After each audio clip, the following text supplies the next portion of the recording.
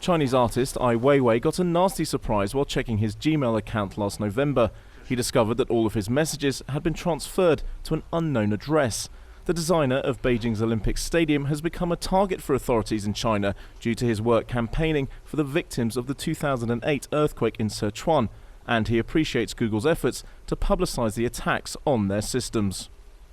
Of course, the hacking of my account will affect my activities. But what is important is that Google reminded we net users of our rights, told us that we should protect them and defend the freedom that we have on the internet and our right to privacy. Since the attacks on Google, Chinese bloggers are starting to fight back. Bloggers like Zhou Shuguang, known as Zola to China's online community, who is now training NGOs and netizens alike how to surf the internet safely. As I never use the same passwords for my Gmail account and my social network accounts, the government will have found it harder to spy on me. I also make sure I only use safe computers when I open my email. And above all, I change my password once every 2 or 3 months.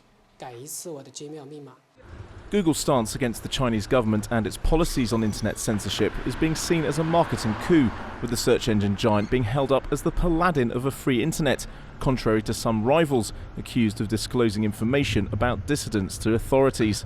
Dan Brody, Google's first ever employee in China and now CEO of another internet group, is among those singing the praises of his former employer.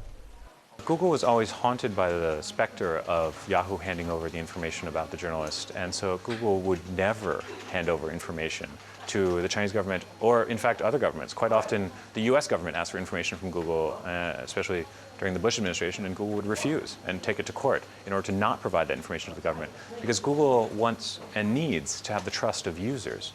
The Chinese government insists that it had nothing to do with the cyber attacks on Google, and that the current furore over internet freedom is being used as a pretext for some good old-fashioned China bashing. Right now, there is no formal proof that the government is involved in the cyber attacks against Google. And I don't think the government needs to launch this kind of attack. This statement from Google is pure speculation. While Google's defense of internet freedoms has won it many fans among China's netizens, nobody has any illusions it will do anything to convince Beijing to change its policies on internet censorship.